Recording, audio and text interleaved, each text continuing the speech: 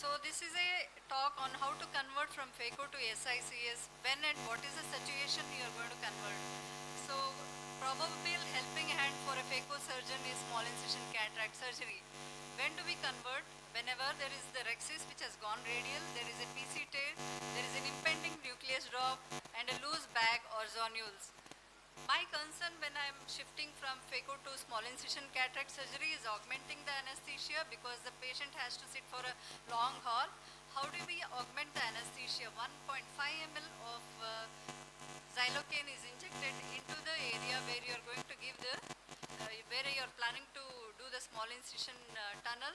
The scleral tunnel construction has to be done depending on the site, whether you want to neutralize the pre-existing astigmatism and the surgeon's comfort level.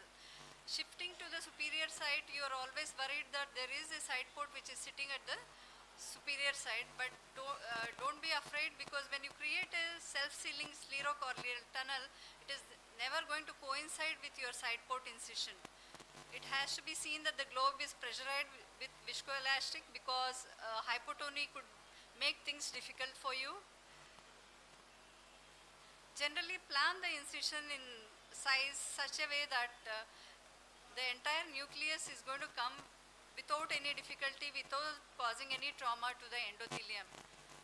We need to confirm the plane and width of the sclerocorneal tunnel incision. Rhexis enlargement is critical, because when we have done phacoemulsification, a small rhexis would be there and we need to enlarge the rhexis. Bimanual wheeling out of the nucleus is an easier technique to bring the nucleus out into the anterior chamber.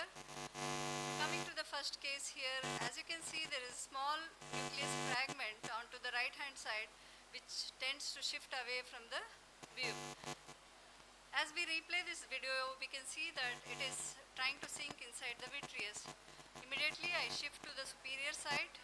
A sclerocorneal tunnel is planned here, and this tunnel is around 6.5 millimeters in size. Viscoelastic is injected to protect the endothelium and also to tamponate the vitreous so that the vitreous does not start to prolapse. The rhexis is enlarged here so that easily all the fragments come out. As we notice, the fragment which had just got underneath the iris has reappeared back, and that is because of the difference in the pressure gradient inside the anterior chamber. The limited anterior vitrectomy is being carried out here. A sulcus placement of a PMMA lens is being done here.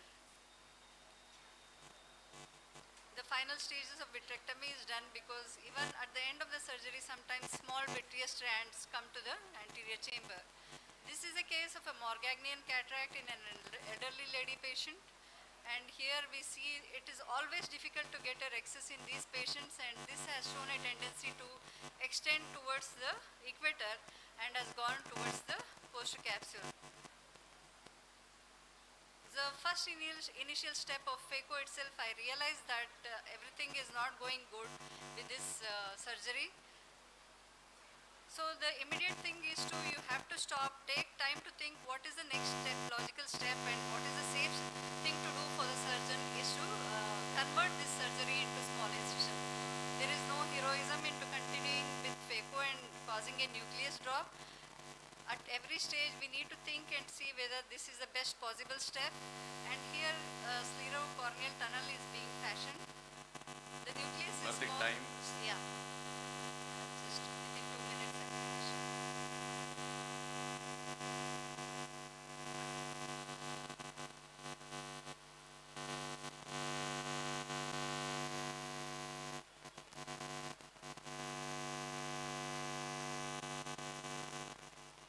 So these are the similar repetitive steps where again you have done a vitrectomy, the IOL is put into the sulcus, and finally the post-op outcomes are satisfactory.